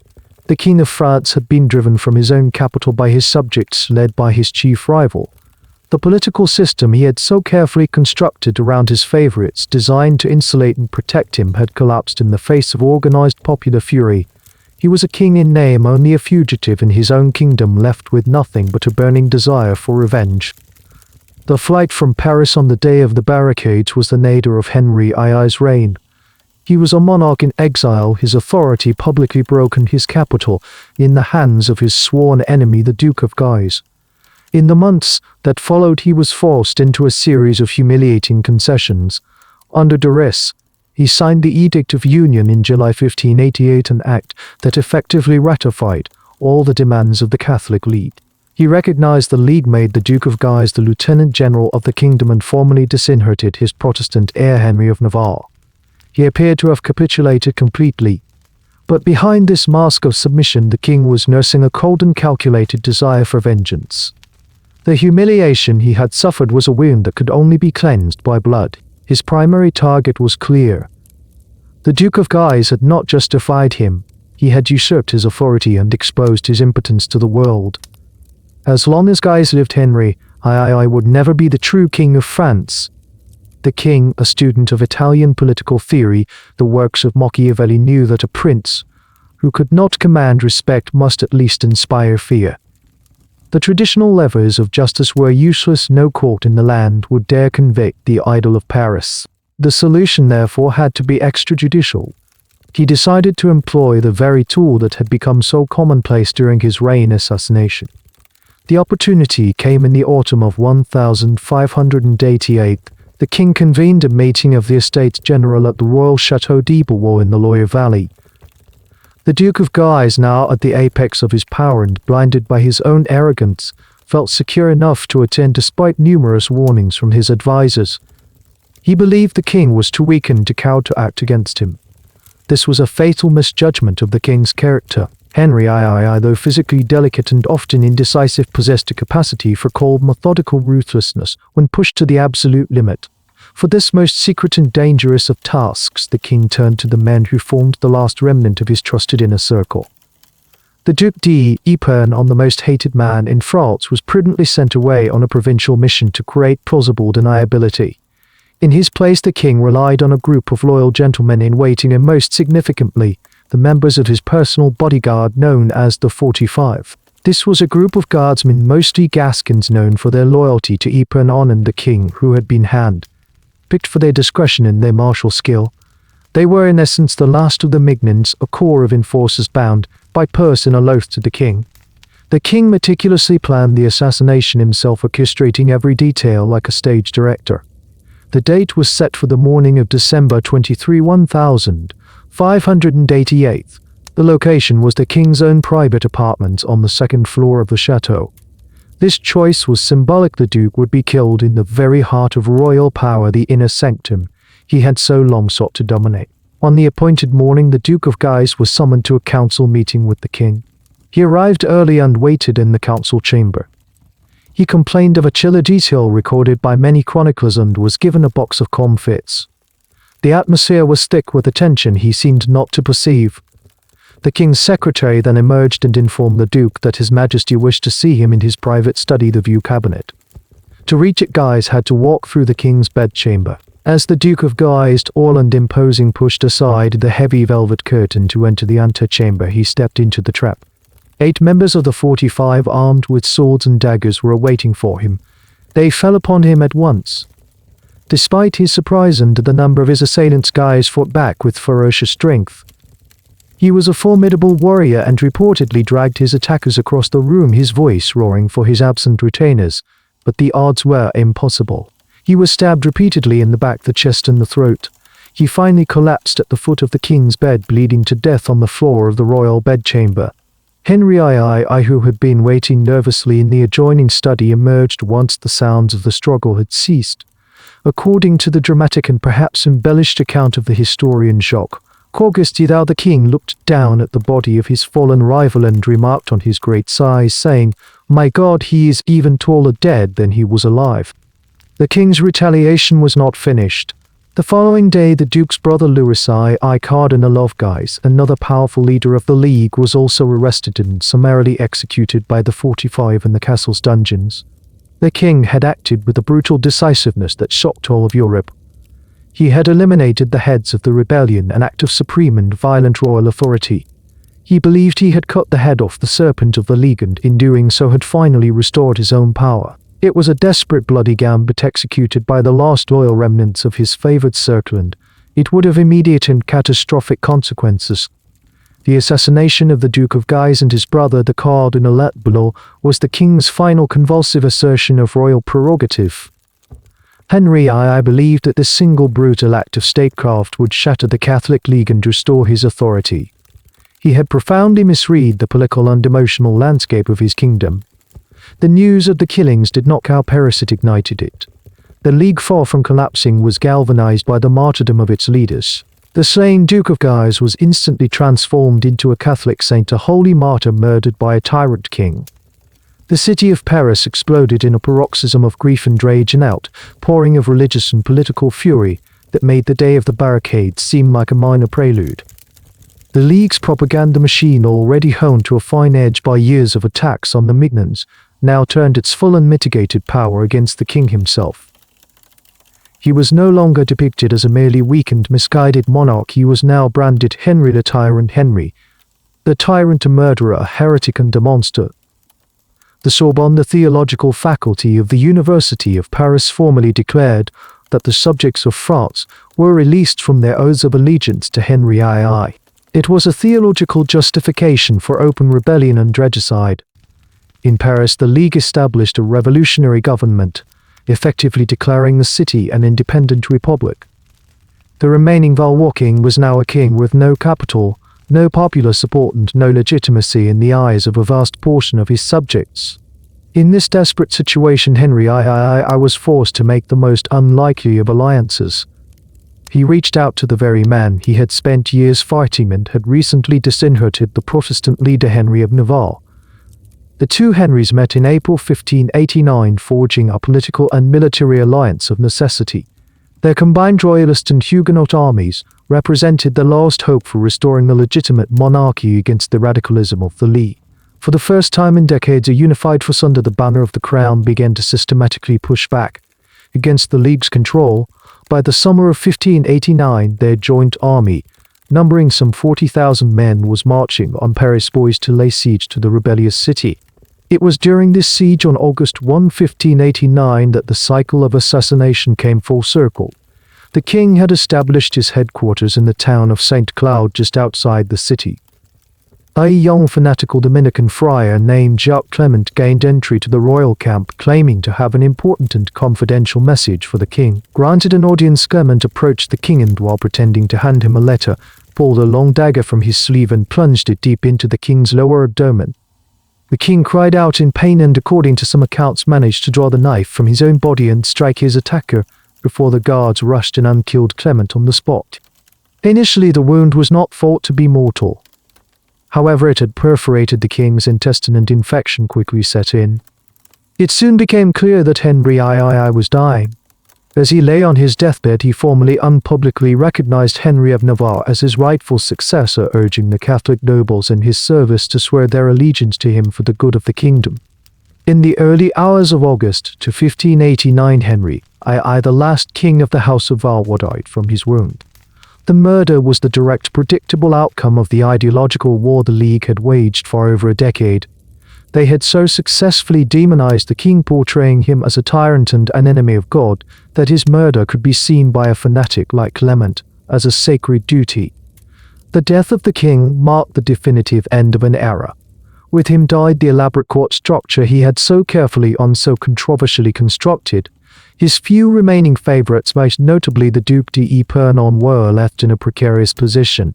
Epernon, the ultimate survivor, initially refused to recognize the Protestant Henry IV as king. He withdrew to his provincial governorships, a powerful and independent warlord who would continue to be a thorny and disruptive presence in French politics for decades to come, a living relic of a bygone age. The other lesser favorites scattered, their source of power and protection gone. The term Mignon, which had once defined the pinnacle of courtly power, now became a historical epithet, a permanent synonym for the corruption, decadence, and ultimate failure of the last Valois king's reign. The political and cultural experiment that had defined an era was over, its chief architect murdered, and its participants left to the judgment of a hostile history. The assassination of Henry III extinguished the House of Valois dynasty that had ruled France for over 2.5 centuries. It also concluded the strange and violent chapter of the Mignons. In the immediate aftermath, their historical reputation was left in the hands of their enemies. The victorious propagandists of the Catholic League made historians, sympathetic to the robust, pragmatic masculinity of the new Bourbon dynasty under Henry IV, had no incentive to offer a nuanced portrayal. The Mignons were cemented in the national memory as a cautionary tale, a lurid symbol of everything a royal court should not be. Their legacy was written in the black ink of slander, a caricature of effeminate, grasping, and corrupt parasites who had brought a kingdom to its knees. The caricature was built upon a foundation of observable facts. The Mignons were, by any objective measure, the beneficiaries of an extreme and destabilizing form of royal favoritism. They did accumulate immense wealth and power at a time of national crisis.